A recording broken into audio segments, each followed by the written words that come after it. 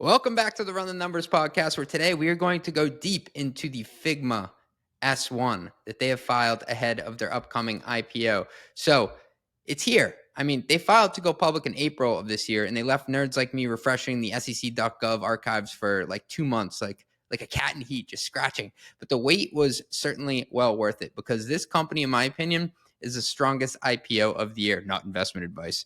And so they were founded back in 2012, and they were a part of a failed acquisition attempt by Adobe in 2022 for like a crazy $20 billion. And back then, that was saying that it was like a 50x forward revenue multiple. And what you're going to see here as I go through this is they've continued to maniacally compound.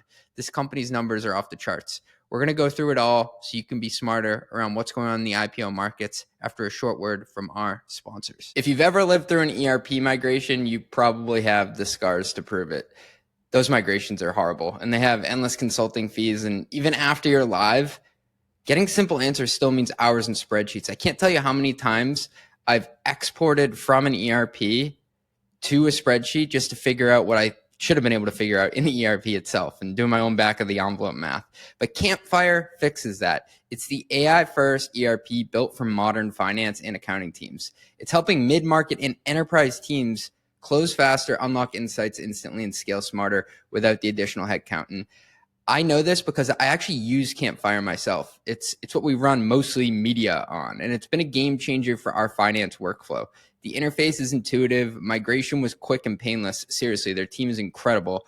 And it's freed us up to focus on actually making media.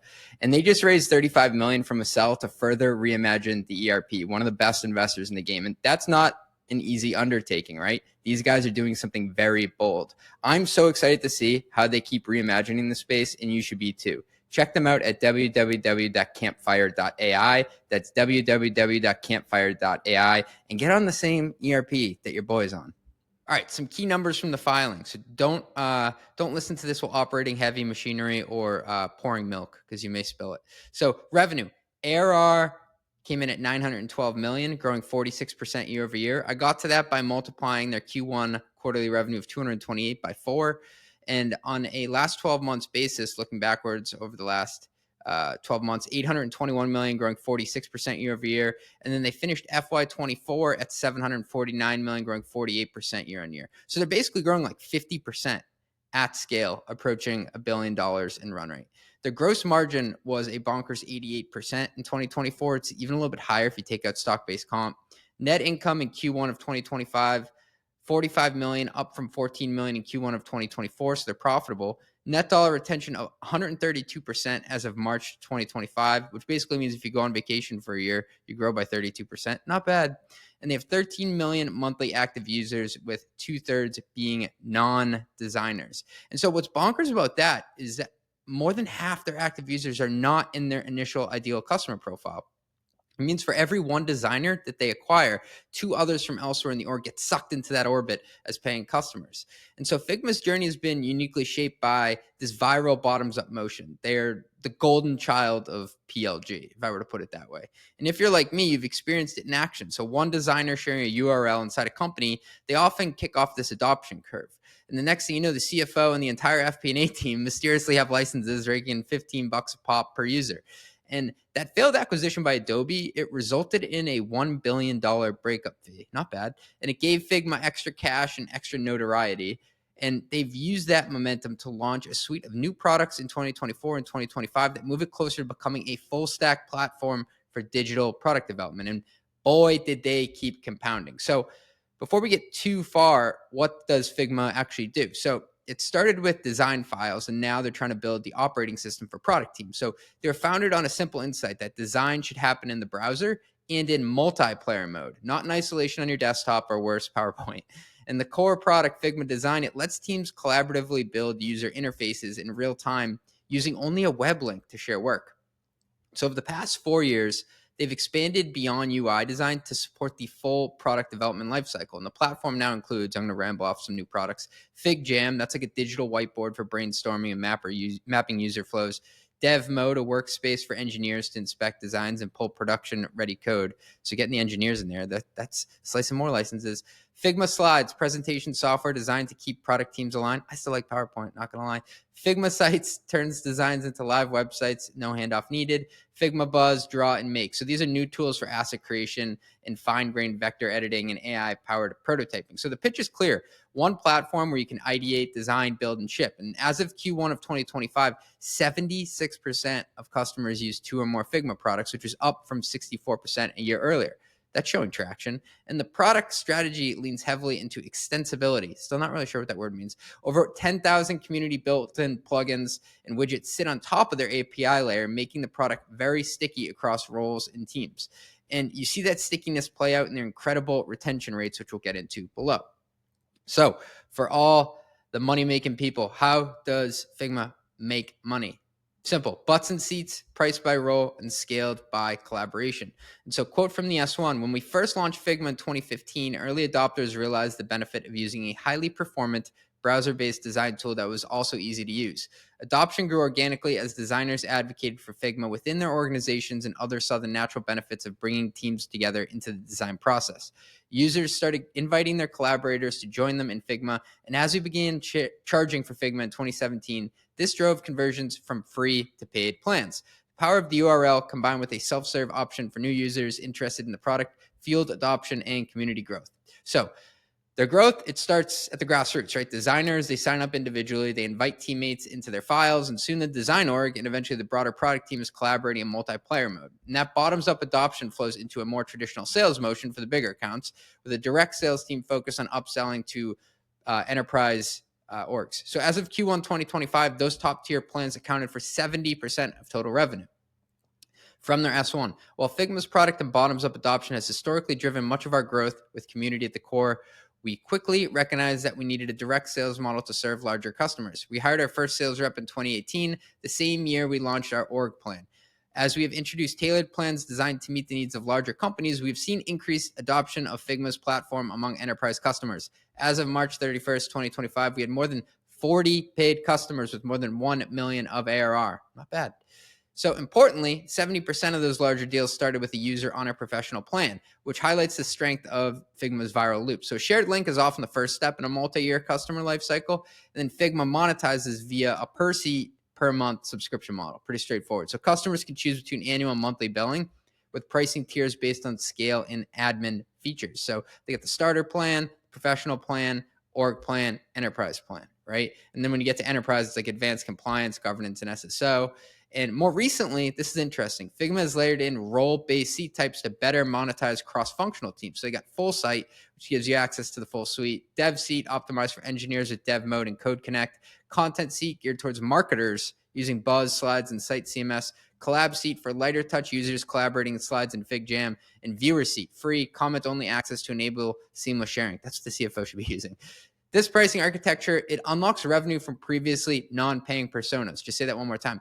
The pricing architecture is a way to unlock revenue from previously non-paying personas. So as of Q1 2025, developers made up 30% of monthly active users, and many are now monetized through those dev seats. Pretty smart. So looking ahead, Figma hinted at potential non-seat-based pricing, especially for newer SKUs like Figma Make and Figma Sites. And these products are still in beta and not yet fully monetized, but they do represent a path to expanding average revenue per user without adding headcount. Because that's always the question, like what happens if there aren't more people to sell this into? Are there other ways to monetize this that don't require adding butts to seats? So beyond monetization, Figma invests heavily in the community. It supports over 200 Friends of Figma chapters globally, and they host Config, its annual user conference, which has become a fixture in the product and design calendar. And so developer and PM evangelism is a playbook that we've seen multiple tech companies take to the bank, like GitLab, Docker, and Atlassian. When I was at Sneak, that was something big that we were into.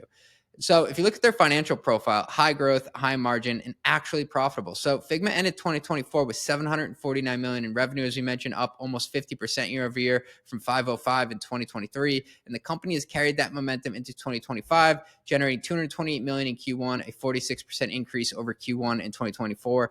And by my math, that clocks in at $912 million in ARR. Pretty good looking P&L. And the margin reflect the efficiency of a browser-based product-led business. So Q1 of 2025 gross margin, 88%. Q1 of 2025 operating margin, 17%. Q1 of 2025 net income, $45 million, up from 14 million in Q1 of 2024. Q1 2025 operating income 40 million. So Figma's rule of 40 score in Q1 of 2025, you're going to want to remember this one. Rule of 40, 63%. So you do 46% revenue growth plus 17% operating margin. That is well above the SaaS benchmark of 40, right? And if we look at their March 24 versus March 25 spend by category, I just did back of the envelope. R&D grew at 33%, sales and marketing by 24%, G&A by 32%. Looks kind of big, but that's what happens in an IPO year. Notably, these are all growing slower than revenue, which demonstrates operating leverage. And so the company's 2024 net loss, which you'll see, it says 732 million. You're like, whoa, but that's driven almost entirely by 889 million in one-time stock-based comp related to the terminated Adobe acquisition. So when you've been around since 2012, you've got a lot of stock sitting on your books. And if you strip out that noise, it reveals a business with real and consistent profitability, right? Let's talk some SaaS metrics. And boy, do they have some gorgeous cohort charts in this. Net dollar retention, 134% in 2024, 132% as of Q1 2025. 13 million monthly active users, with 30% being developers and 2/3 non-designers. 70% of enterprise deals originated from individual users on professional plans, and 70% of the total revenue is from those org and enterprise plans. And these numbers suggest a strong land and expand engine backed by both viral usage and a seasoned enterprise motion. I do want to call out, though, that all the retention metrics, it's for customers spending more than $10,000. Okay. So that strips away all the people who are paying with plastic, most likely. And it strips away, 3 guys in a garage who are using Figma. So it does lean more towards like making the numbers look better by taking the larger customers. But it's understandable when you have so many, smaller fish that are using the product. And 96% gross dollar retention rate, which is pretty awesome. And that, of course, above $10,000 in ARR. Capital position, cash on hand. They have almost 500 million cash on hand. They don't really need this IPO from that perspective. And they have 0 debt. Good for them. Cap table benefit of $1 billion in the Adobe breakup fee. That provided runway for product expansion and hiring. It was kind of funny to look at that on the financial exhibits they provided. Can peep the Billy sitting there. Expansion areas. So they're only starting to monetize newer SKUs like Make, Buzz, and Sites, like we mentioned, all still in beta as of the filing. Future monetization could also include non-seat-based pricing, like usage-based or feature-tiered billing. And international markets are going to be a good one. They remain underpenetrated. While specific revenue breakdowns were not disclosed, the company highlights that global expansion is a core pillar of growth going forward. And so they say, our business has been global from the start. During the 3 months ended March 31st, 2025, approximately 85% of our monthly active users are based outside of the United States. Wow, 85% monthly active users outside the US. But only 53% of our revenue came from non-US markets during the same period, which we believe represents an opportunity for us to continue to drive growth and expansion. So they did have a bit of a breakdown there, but not by country. Let's talk valuation, investors, and ownership. Who's going to make money here? They get a cap table full of heavyweights. So this stat blew my mind. A remarkable 6 institutional investors will make north of $1 billion in proceeds, assuming the company eclipses the 20 billion valuation mark. So Index Ventures, they'll make 3.5 to 4. Greylock, they'll make at least 2 billion. Kleiner Perkins, at least 2 billion. Sequoia, at least 1.5. Andreessen, at least 1.3. Durable Capital, over 1. And Dylan Fields still holds at least 8% of the company. So he's got a couple $2 billion that he'll hold after this. So Index is the biggest winner here. I'm sure they're pretty pumped that they did not sell to Adobe.